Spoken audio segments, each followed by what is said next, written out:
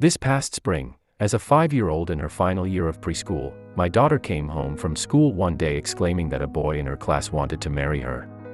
"That's so silly, why did he say that?" she asked me as she giggled. The idea is hilarious and absolutely foreign to her.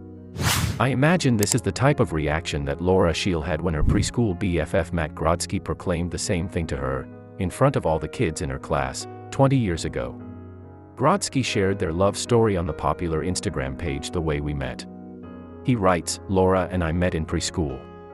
One of my very first memories is of being 3 years old and standing up in front of my preschool class, declaring that I would marry her someday." He details all of the things that the two learned how to do together, including riding bikes and eating string cheese the correct way. But, as is so common with childhood friends, a move tore them apart.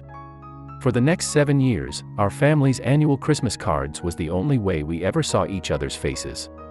It wasn't until high school that we reconnected by happenstance through a mutual friend. Within 2 weeks, we decided to be boyfriend and girlfriend.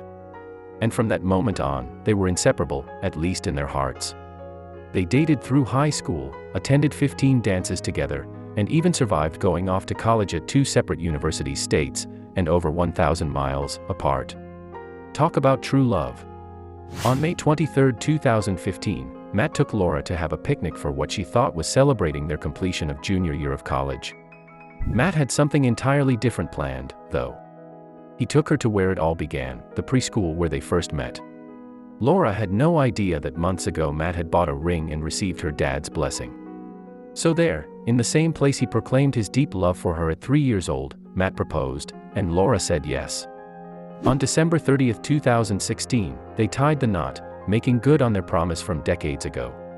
Matt, who somehow knew deep down in his 3-year-old heart that Laura was the one, received all he's ever wanted, and Laura gets to marry her lifelong best friend.